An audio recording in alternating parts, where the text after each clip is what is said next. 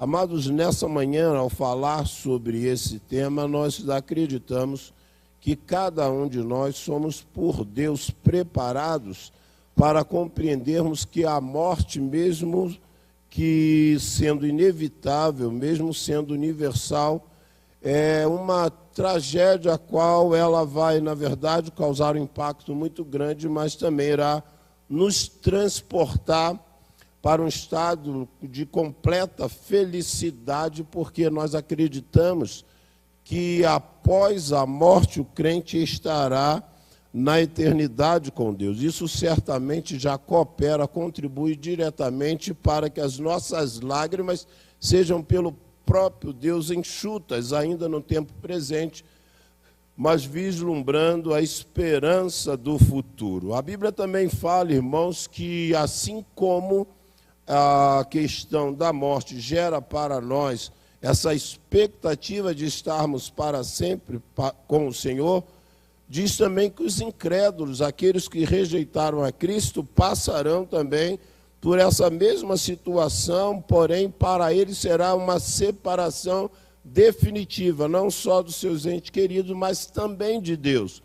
Aos Hebreus 9:27 afirma a palavra que após a morte segue-se o juízo, e nós vemos que Deus confiou ao Filho, Jesus Cristo, de fazer o julgamento sobre todas as pessoas. Então, um dia, a Bíblia deixa claro que ele, Jesus Cristo, voltará a este mundo, e quando ele voltar, assim nós compreendemos que a sua vinda será repentina, visível, e ela trará também, irmãos, uma outra situação. Ontem eu escutei alguém na nossa palestra, lá em São Carlos, junto com a Jubap, alguém falando, olha, Jesus não era nenhum alguém vistoso no que diz respeito à sua aparência, à sua apresentação pessoal. Eu estou divergindo um pouco porque a Bíblia diz que no momento que ele vem como o nosso Salvador, como Senhor,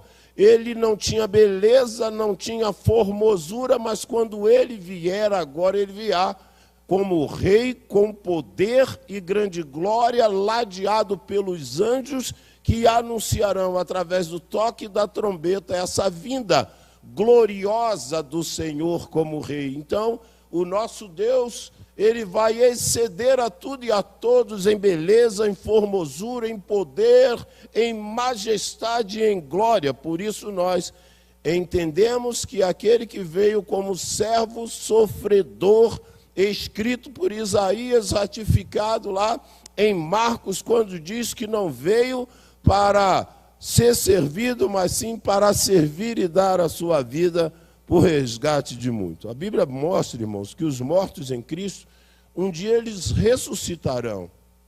Quando nós pensamos dessa maneira, irmãos, nós estamos nessa hora entendendo que essa é uma transição temporária que ocorrerá com todos nós. Ou seja, um dia nós encerraremos a nossa existência. O grande conflito não é o encerrar, mas é o que acontecerá depois, que não pode ser decidido por ninguém, só pode ser decidido por mim, por você, enquanto aqui estivermos. Por isso é que nós temos, sim, hoje uma grande preocupação, porque esse Deus, como a Bíblia afirma, é Deus dos vivos e não dos mortos, porque os mortos sem Cristo, além de ficarem incomunicáveis, assim como também os que morreram com Cristo, eles não terão uma outra chance, uma outra oportunidade. Mas aqueles que partiram no Senhor, um dia ressuscitarão, receberão novos corpos. Aqueles que estiverem vivos na vinda do Senhor serão transformados e ambos juntamente serão arrebatados para encontrar com o Senhor nas nuvens. Irmãos, os mortos em Cristo, eles têm essa esperança já falada, proferida no Antigo Testamento. O profeta Daniel diz que um dia haverá ressurreição de uns para a vida, de outros de horror e terror eterno, ou seja, será para ambos uma eternidade, uma com Deus, outras longe de Deus. Põe, por favor, Romanos 14, no verso 10, diz que um dia todos nós compareceremos diante do tribunal de Cristo, para assim sermos por ele julgados. Nós, como crente, não seremos julgados para a condenação, e sim para sermos por ele galardoados, mas aqueles que não aceitaram a Cristo serão julgados para a condenação, definindo, inclusive, o número de açoites que receberão ali no inferno, assim como Deus tem preparado para aqueles que o amam na eternidade, um lugar de completa felicidade. Vamos ler junto? Tu, porém, por que julgas teu irmão? E tu, por que desprezas o teu? Pois todos compareceremos perante o tribunal de Deus. Irmãos, a ideia que traz é que os anjos bons, os cristãos, eles estarão fazendo parte desse banquete, cujo julgamento será do próprio Deus, ou seja, esse Jesus que veio sem beleza e formosura, agora virá com poder e grande glória como juiz para julgar as nações. E nós entendemos que esses ímpios que serão condenados, destinados ao inferno, e ali sofrerão o castigo eterno, separado para sempre de Deus. Irmãos, essas questões, sobretudo no seio da família, ela precisa nos impactar, precisa gerar incômodo. Olha, quem eu tanto amo no tempo presente, se não aceitar a Jesus, ele será condenado, pós-morte, seu estado é irremediável. Logo, isso, todas as vezes que estivermos juntos, vamos dar testemunho, vamos falar, vamos entender que pode ser a última oportunidade. A Bíblia diz que os justos, com os seus corpos agora 2.0, 0 km, glorificado, receberão seus galardões e habitarão para sempre com o Senhor no céu. Lugar de alegria, lugar aonde nós estaremos compartilhando as maravilhas de Deus. Porque Deus, irmãos, no exercício da sua soberania, está conduzindo o mundo para o grande dia do julgamento. E nós entendemos que esse dia se aproxima pelas evidências que nós estamos vivenciando. Por isso, nós queremos nessa manhã falar sobre esse tema, vida eterna, primeiro entendendo que a salvação, ela é proveniente de Deus para aqueles que, ao ouvirem a sua voz, entenderem que são pecadores e arrependidos, fizerem a sua confissão e pela fé receberem a Cristo como seu Salvador. A vida eterna, ela será dada pelo Pai, por intermédio do seu Filho, que tornou-se voluntariamente sacrifício santo e agradável a Deus por nós e aceito por Deus.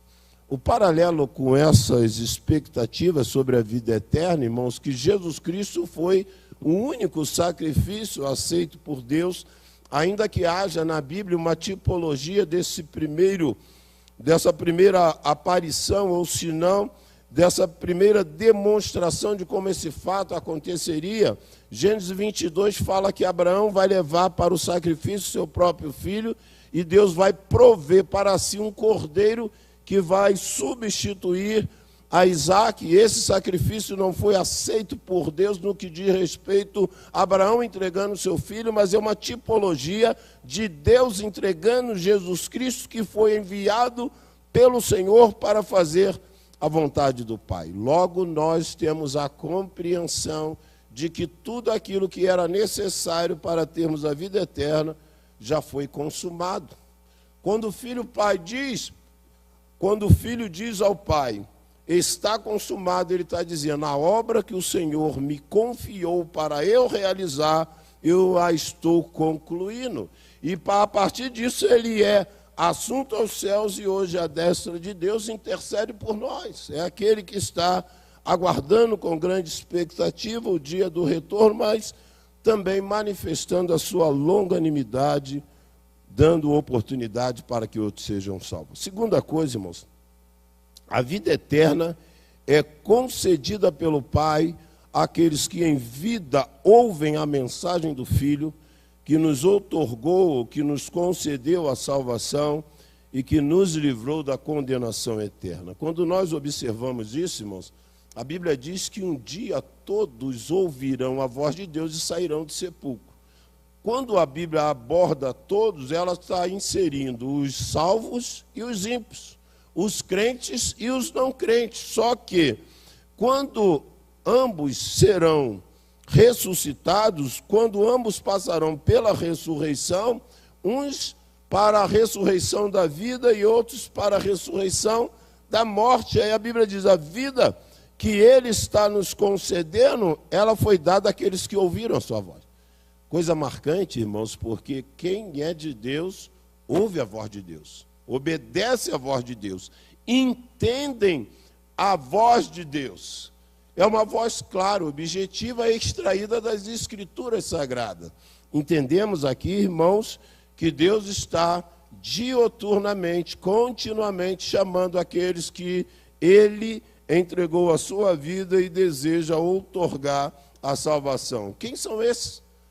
Paulo, quando escreve a Timóteo, ele diz que é da vontade de Deus que todos os homens cheguem ao pleno conhecimento da verdade e sejam salvos. Ou seja, para salvar-nos do pecado, Ele morreu por nós no Calvário, sendo sepultado, no terceiro dia ressurgiu, ascendeu para o céu e hoje intercede por nós. Intercede por aquele parente que às vezes nós tanto desejamos que ele se renda a Jesus e ele tem um coração petrificado, aquele que nós gostaríamos, Senhor, faça um transplante, Senhor, faça uma cirurgia espiritual, tira o coração de pedra, dê a ele um coração de carne sensível para ouvir a sua voz. Terceiro e último, a vida eterna será iniciada na sua plenitude na segunda vinda de Cristo, quando Ele não mais virá como Salvador, Redentor e Advogado, mas sim como Rei, soberano, poderoso e justo juiz. Como justo juiz, irmãos, até por conta do tempo que nos foi dado para ouvir a sua mensagem e reagir positivamente, porque se o homem é o único ser capaz de ouvir e reagir aquilo que está ouvindo da parte de Deus, Ele também transferirá para nós as consequências que nós um dia decidimos arcar com elas. Foi hoje para mim um dia muito agradável de estarmos na classe dos novos tratando sobre o assunto dessa mesma profundidade e com a compreensão deles de que esse Salvador hoje e amanhã ele será juiz. E como juiz, nenhum de nós podemos, irmãos, mascarar uma situação. É como alguém fizesse o seguinte, olha, eu estou jogando com a supremacia tão grande contra esse time, está 0-0, mas aos 45 eu vou aguardar quando o juiz levantar a placa. Quando a placa levantar, falta 3 minutos, nós vamos imprimir uma pressão tão grande na saída de bola que vamos marcar mais um gol. Ou melhor, vamos marcar um gol, e isso não sai. Porque, irmãos, aquilo que o homem às vezes projeta, entendendo que ele pode conduzir o processo para no final tomar a decisão, às vezes até uma evidência de que essa decisão não foi genuína. Já viu aquele caso que tu fala, olha, Jesus vai voltar, eu sei que vai voltar, mas eu estou novo demais. Quando eu ficar velho, eu vou para aí. Quem disse que tu vai ficar velho? Quem disse que vai dar tempo para isso? Será que a morte não será súbita? O que diz Tiago 4,14? Que a vossa vida é como um vapor que aparece por um pouco, se desvanece. É abrir e fechar de olho. Alguém outro dia falou que esse movimento que se compara o que será o arrebatamento, 7 milésimos de segundo, eu não sei a sua precisão, mas é algo muito rápido realmente, que está também aqui atrelado àquilo que acontecerá. Então a ressurreição dos mortos marcará um dos principais eventos da escatologia bíblica antes do juízo final. Se a escatologia é justamente o estudo ou a doutrina das últimas coisas, dentre esses eventos, o principal deles é justamente o juízo. Mas antes do juízo, nós entendemos que há uma sequência de eventos. e na sequência de eventos está a ressurreição dos mortos. Quando ela ocorrer, não há mais como, ou melhor, quando o homem partir, não há mais como alcançar a vida eterna. Queremos concluir, irmãos, dizendo que Jesus Cristo voltará a este mundo em grande poder e glória para julgar a humanidade e consumar a sua obra redentora. Obra essa que ela vai passar por um momento que nós nascemos de novo, somos justificados por Deus, entramos num processo de santificação, culminando com o dia glorioso da volta de Jesus, aonde nós receberemos um novo corpo, um corpo glorificado. Que Deus nos abençoe e nos ajude a viver o dia de hoje na certeza que já temos. Põe, por favor, João, capítulo 5, verso 24, que não é uma realidade prometida para o futuro, é uma realidade para o tempo presente, para que nós possamos viver convictos, certos, sem nenhuma altivez, sem aquele chamado orgulho santo que alguns falam, mas é caminhar com a certeza da vitória, porque com ele nós somos mais do que vencedores. Mídia, por favor, João 5, verso 24, Evangelho de João, capítulo 5, verso 24. Vamos ler juntos, depois estaremos orando, encerrando o culto desta manhã após o pós-lude, e logo depois estaremos assim iniciando a nossa Assembleia Ordinária do mês de junho. Leamos juntos. Em verdade vos digo, quem ouve a minha palavra e crê naquele que me enviou, tem a vida eterna. Não entra em juízo, mas passou da morte para a vida. Glorifique a Deus, eu e você. Ouvimos a voz de Deus, obedecemos a voz de Deus e temos a vida eterna. Se Ele nos levar hoje, nós já vamos com o triunfo na mão, que é a vida eterna que Ele nos deu no ato da conversão. Obrigado, Deus. Não há ninguém aqui digno de receber aquilo que o Senhor nos outorgou, que foi a salvação.